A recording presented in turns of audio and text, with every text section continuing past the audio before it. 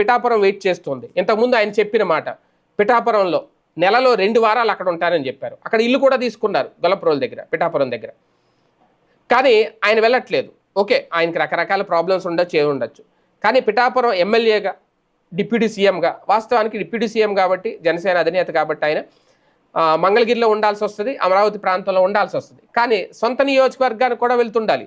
సొంత నియోజకవర్గం అల్లకల్లోలం అయిపోతుంది. అక్కడ టీడీపీ జనసేన మధ్య పచ్చగడ్డి వేస్తే బగ్గుమంటుంది. ఇప్పుడు జనసేనకు మధ్య 2 వర్గాలుగా విడిపోయి వాళ్ళ మధ్య కూడా పచ్చగడ్డి వేస్తే బగ్గుమనే పరిస్థితి వచ్చేసింది. అది ఎవరు చిచ్చిరేపారు, ఎవరు అగ్నికి ఆజ్యం పోశారు? నాగబాబు గారి మాటల, లోకల్ కార్యకర్తల నిర్ణయాల, తెలుగుదేశం పార్టీ తీసుకుంటున్న నిర్ణయాల, అక్కడున్న వర్మ అనుచరులు లేవనెత్తుతున్న అంశాల, ఏదైనా కావచ్చు, కారణం ఏదైనా కావచ్చు. కానీ అది ఎప్పుడు సెటరేట్ అవుతుంది? పవన్ కళ్యాణ్ అక్కడ రంగంలోకి దిగాలి. పవన్ కళ్యాణ్ గారు ఆ నియోజకవర్గానికి వెళ్ళాలి.